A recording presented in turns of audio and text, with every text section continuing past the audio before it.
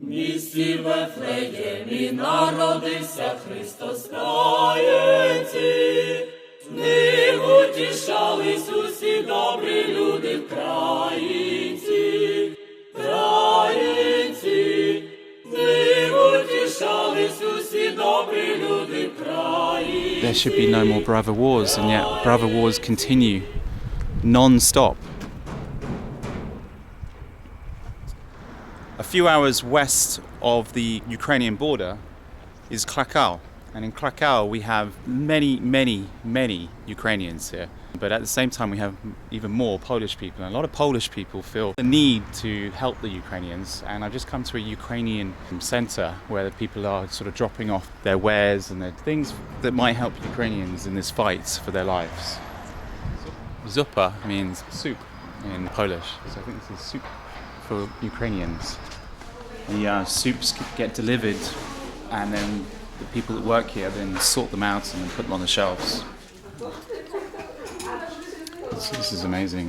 When we were in London, in the places where they were gathering food, all the food was generally in cans or jars. This soup is homemade. You can see that it was made on the 10th of March. It looks really delicious. They've even gone to the effort of, it's dated, so the older soup is here. This is for the 15th of March, very fresh. It gives you the ingredients. So my name is Kasia, and I'm a volunteer here for the so-called Soup for Ukraine action.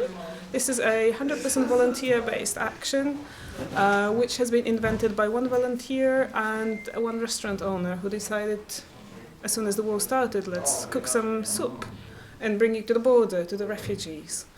And as everyone knows very quickly, the needs have started growing. And so this is where we are here, in this funky little place, which belongs to the city, but is used by artists here, and they have kindly agreed to sort of host us in the corridor of their premises. Normally, this place is an artistic base. This is where artists sort of make this sort of thing, or, you know, doing the art. But right now, they're looking out for people. And this is how we ended up with, from a small private initiative. We're having racks of soup. The soup is cooked by private people, by Krakowians who are just cooking soup at home, according to our requests, which should be meatless and vegan preferably, also for storage, for safety. And they're pasteurizing it, bringing it here. We also have restaurants who volunteer and bring us big batches of soup. For instance, here we have, maybe it doesn't look spectacular, but this is professionally vacuum-packed soup from one of the restaurants. Fantastic. Yeah, so we're collecting the soups here, and we're hosting families and refugees who come to Krakow. They learn about us. We're trying to distribute information about us. We have leaflets and posters and a Facebook group, which is of course the best source of information for, at least for the local people. So the refugees come over here, they just pick and choose whatever they want. We just note down the number of jars they take for our own information, how much we've taken in and how much is going out. So they physically come here? Yeah, they physically come here. Ah, okay. So you're not taking it to the border, you're taking... That's what we do too. Okay. So it's like accepting the soup from private people, Yeah. from individuals and from restaurants, but we're also giving the soup for individuals, for families, for refugees who come here. Yeah. Sometimes they get organized and send someone who's taking soup for 10 or 15 or 20 people staying in Krakow. Without meat, vegetarian. Yeah. And here is a borscht, Ukrainian borscht. Oh, wow. Obviously, this arrived on the 16th, made on the 16th. The Ukrainian will feel very happy seeing borscht. Wow, the generosity is amazing. National dishes, I'm sorry. Yeah. We also supply soup to different places who accommodate more bigger groups, from 20, 40, 50, 60 people. This is in Krakow and nearby. And we also send soup to the railway station in big thermoses. Thermoses, yeah. So we are handing over the soup every day on the railway station for the people in need. So it's hot and ready to eat. Because here we mostly give just jars to be heated at home. Plus we send the soup to the border and behind the border, depending on the need and our capacities, because, as I said, we're volunteer-based. That's fantastic. We have different like subgroups of volunteers. We have a subset that's helping us with the railway station, which is not far away from here, but it's very difficult logistically to take soups from here, have one of the restaurants heating it up for us for free, then moving it to the railway station, elevator down to the platform, and then handing in the soup. You never know how long it's gonna last. Yeah. And then bring the dirty jars back, having another restaurant washing it for us. This all happens? Yeah, it all happens. It's all volunteer-based. People just give their time for free. Here we have another subset of volunteers who come here daily, every day from 10 a.m. to 8 p.m. Yeah. And they just do all the job here, cleaning the place, maintaining the place, checking the soup daily if they're still good, because even though they're pasteurized, they may go bad. So we're checking it a few times a day to make sure everything is safe. And rearranging the shelves to make sure that there's space for new day and new soups. And how many soups do you think you've done since the start of the war? How many soups have you had? Well, I need to check that, but I think it's like 25,000 portions of soups or something. That's amazing. We have been accepting like 1,000 jars of soup every day and giving away about 1,000 jars of soup. But that's information from last week, so I don't know if it's stable or if it continues to grow. We also have another subset of volunteers that I have to mention, which is our drivers, who are basically doing their things, but we have a WhatsApp group chat with them, and we just send a message with our needs. We need to bring, I don't know, 30 liters of soup from that restaurant to here, or from here bring something somewhere, and just people volunteer. I'm going to drive, which is I think also remarkable given the prices of fuel. So there's local people and local Poles in Krakow. Yeah. Wow. We also have Ukrainians coming here to get a soup, and some of them just stay and they just come and want to help. That's amazing, honestly. Really, really amazing. How many initiatives do you think there are in the city like this? Is it similar to this, or are there other initiatives with other types? I think this one is rather unique, but there's definitely a lot of initiatives. At some point, people were so willing to feed the refugees at the railway station that there was a bit of confusion and a surplus of, say, sandwiches versus lack of some other foodstuffs. Because it's difficult to coordinate so much energy generated by people. But I know that there are groups who are, for instance, supplying tea, hot tea in thermoses and sandwiches to people who are lining up in front of Ukrainian consulate. So there's also Krakow citizens who are sort of making sure that these people do not freeze and stand hungry, but make life a bit more comfortable for them. I know there are people who are running, say, I don't know, school canteens who all of a sudden are accepted to feed a few persons, and then this group has grown to 100 lunches a day. Yeah. And we've actually almost helped this one particular gentleman whom I'm thinking of, but then he sort of asked people it's getting difficult, so people started supplying him with vegetables, so now he's happy to continue cooking on his own and supplying, say, 100 lunches a day. So things are happening. That's fantastic. Yeah. Honestly, it's really fantastic.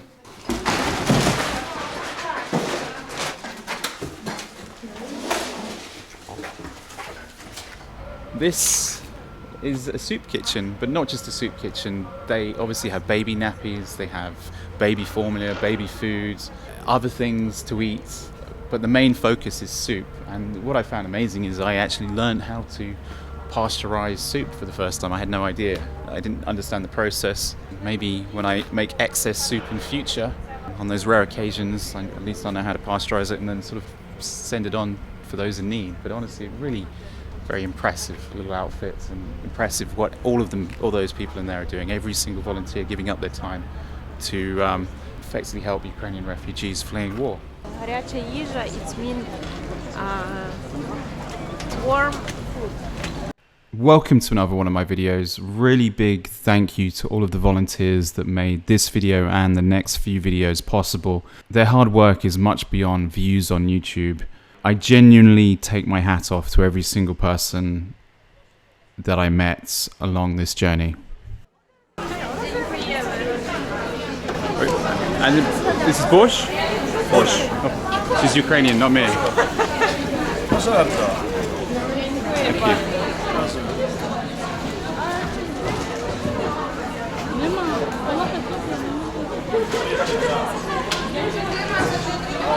In this little temporary marquee, we have people taking food over here. We've got the soup over here. The man over there just gave out some borscht, and we've got different types of soup, 3 different types of soup right now.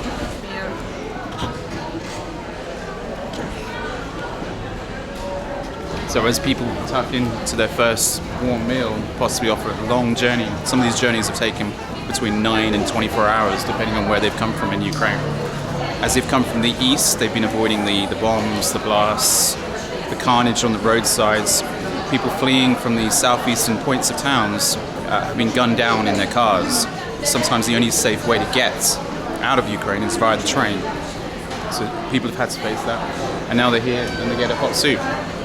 The soup providers work with the World Central Kitchen, and they help provide this temporary refuge in the form of camp beds to the refugees arriving across the Ukrainian border via train, bus, and simply walking.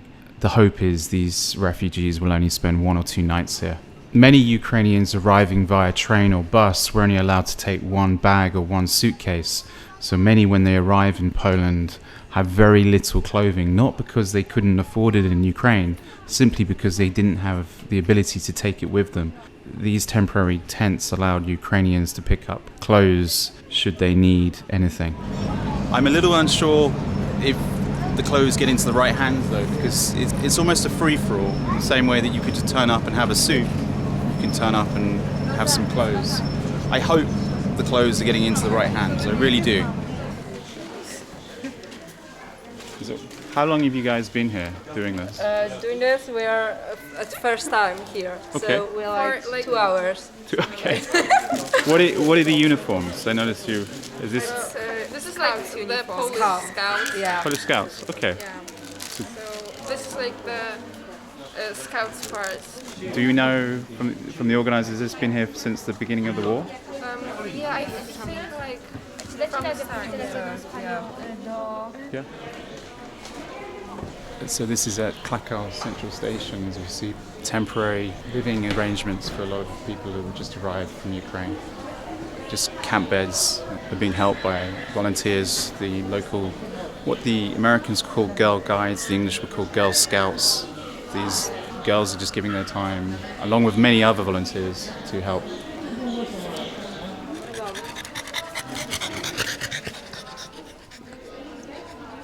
So in the central station we have people, all parts of Ukraine. They're here generally for 1 or 2 days before they will probably move on elsewhere in Poland or elsewhere in Europe.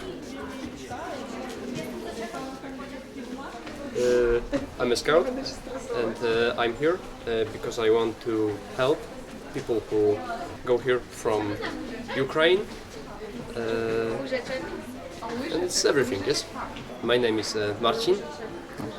And now I'm studying theology because I will be a priest. Now I'm on a 3rd year of our formation.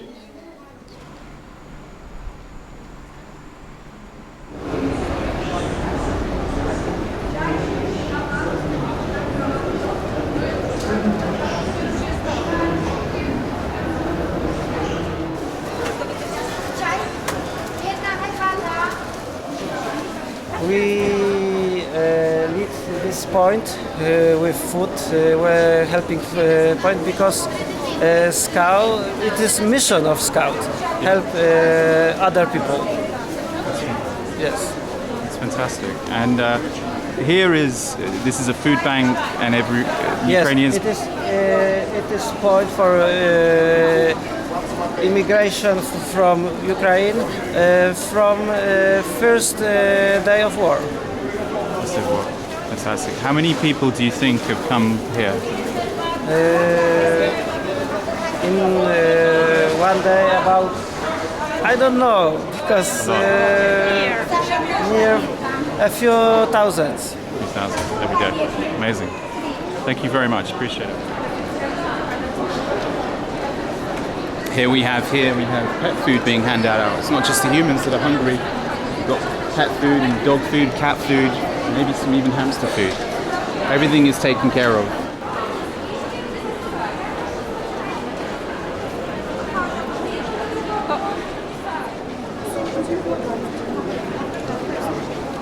I mean, literally everywhere. This is inside the Galleria Mall that's connected to the central station, and between platforms 3, between platforms 4, there's international organizations trying to help Ukrainians as best they can.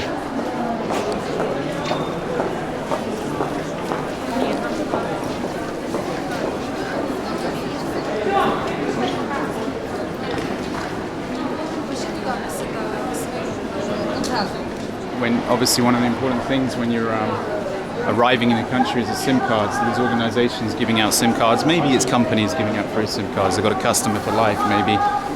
Remember the free minutes they get here. They may continue, should this go on and on, they get a customer. And obviously as the Ukrainians arrive from Ukraine and Krakow is their first port of call, they might decide that they need to take a bus. They might decide they want to be inside Poland. A lot of people are settled in Poland. So this would be the first port of call, really. And it's crazy. It's kind of crazy here. I've just walked away from all of the volunteers that are helping out all of these Ukrainians that are arriving from a war zone in Ukraine. I'm hearing stories from friends that I have scattered around Ukraine or used to have scattered around Ukraine. I'm getting messages every day that I've just made it to Slovakia, I've just made it to Poland, I've just made it to Hungary, I'm now in Berlin, I'm now in Germany, I'm now in Spain. And people's lives have been completely turned upside down by total craziness. People are doing what they can do just to try and help.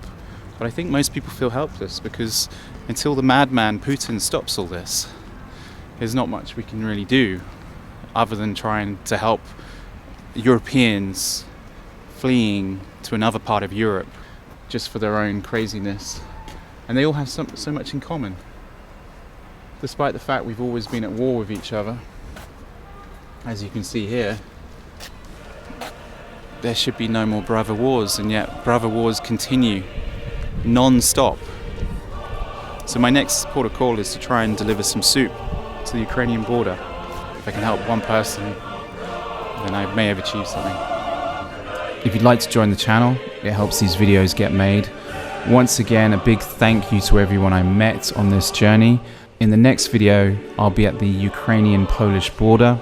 Until next time, keep progressing. Let this war not divide us. Slava Ukraini.